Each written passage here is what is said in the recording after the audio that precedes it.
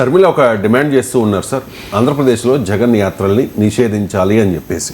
So TDP కూడా చేయడం లేదు ఈ డిమాండ్, షర్మిల చేస్తూ ఉన్నారు. ఎందుకు? షర్మిల కాంగ్రెస్ పార్టీ నాయకురాలు కాదామె, వైఎస్ జగన్ వ్యతిరేక పార్టీ నాయకురాలు. సో అసలు షర్మిల ఏకైక ఎజెండా జగన్ను ఎదుర్కోవడం. తప్పేమీ లేదు, ఆమె ఇష్టం, ఆమె నష్టపోయిందని భావిస్తోంది కనుక అన్న నాకు అన్యాయం చేశాడు అని భావిస్తోంది. సో లోపల అంతర్గత ఆస్థిత కాదని మనకు తెలియదు, కానీ రాజకీయంగా చూస్తే మాత్రం నిజంగానే షర్మిలకు అన్యాయం అయితే జరిగింది. ఎందుకంటే జగన్మోహన్ రెడ్డి కోసం పాదయాత్ర చేసి ఆమె పడ్డ కష్టం మనందరికీ తెలుసు. కానీ ఆమెకి ఏ పొలిటికల్ రికగ్నిషన్ ఈ 11 ఏళ్ళు రాలేదు. ఇది ఫ్యాక్ట్ ఆఫ్ లైఫ్ కదా.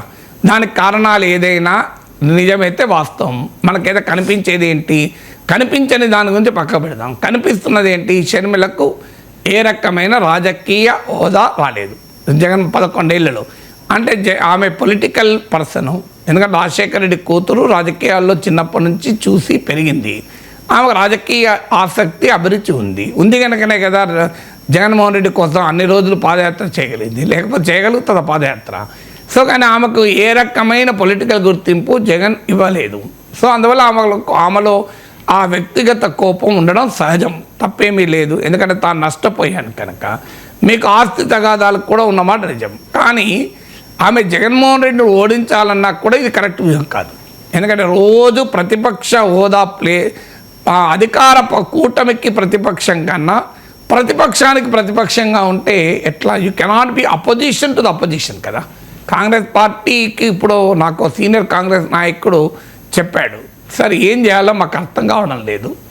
కాంగ్రెస్ పార్టీ హైకమాండ్ మేమందరము చెప్పినా వినకుండా ఆమెను స్టేట్ కాంగ్రెస్ చీఫ్ చేశారు. ఆమె సొంత ఎజెండాతో మా పార్టీలోకి వచ్చింది. ఇప్పుడు ఆమెను పక్కకు పెట్టలేము, ఎందుకంటే ఆమె రాజశేఖర రెడ్డి కూతురు. ఆల్రెడీ రాజశేఖర రెడ్డి కుటుంబానికి అన్యాయం చేశారన్న విమర్శ మా పార్టీ పైన ఉంది. దాని ఫలితాన్ని కూడా మేము అనుభవిస్తున్నాం.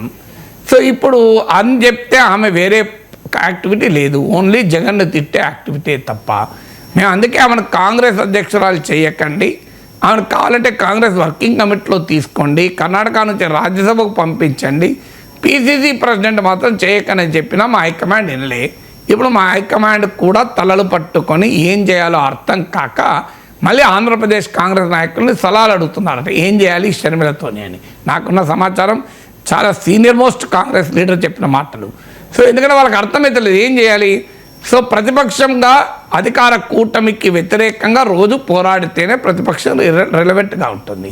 వాస్తవంగా ప్రతిపక్షంగా జగన్మోహన్ రెడ్డి ఫెయిల్ అయిన అంశాల్లో కూడా కాంగ్రెస్ పార్టీ ముందుండొచ్చు. ఇప్పుడు ఉదాహరణకు కేంద్ర ప్రభుత్వ విధానాలు ఉన్నాయి, ఎక్కడ జగన్ దానికి వ్యతిరేకంగా మాట్లాడాడు. ఆంధ్రప్రదేశ్కు నరేంద్ర మోడీ ఏమీ చేయలేదు అనే అంశంపై కూడా జగన్మోహన్ రెడ్డి మాట్లాడాడు. ఉదాహరణకు ఆ 2 అంశాలు కాంగ్రెస్ నాయకురాలుగా షర్మిలకు బ్రహ్మాండమైన అవకాశం కదా.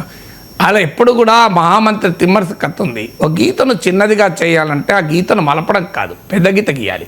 సో జగన్మోహన్ రెడ్డి కన్నా పెద్ద గీతగా షర్మిల ప్రతిపక్ష స్పేస్లో ఉంటే జగన్మోహన్ రెడ్డి ఆల్రెడీ ఇర్రెలవెంట్ అవుతాడు.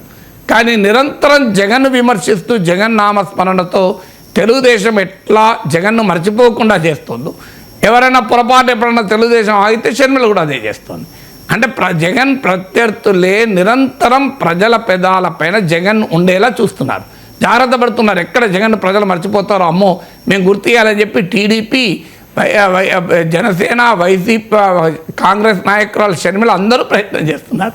అది జగన్ వాళ్ళకి అందరూ థ్యాంక్స్ చెప్పాలి. సో నన్ను రోజు మీరే రిలవెంట్గా ఉంచుతున్నారు. అసలు నా మాట లేకుండా, నా మాట రాకుండా మీ చర్చలు ఉండవు, డిబేట్లు ఉండవు, వార్తలు ఉండవు, పొలిటికల్ స్టేట్మెంట్లు ఉండవు, ఉపన్యాసాలు ఉండవు. ఇంకా జగన్కి ఏం కావాలి? ఆయన ప్రతిపక్షంలో ప్రశాంతంగా కూర్చున్నా కూడా యూ మేడ్ మీ పాపులర్ అంటారే, ఆ రకంగా ఉంది వ్యవహారం కదా.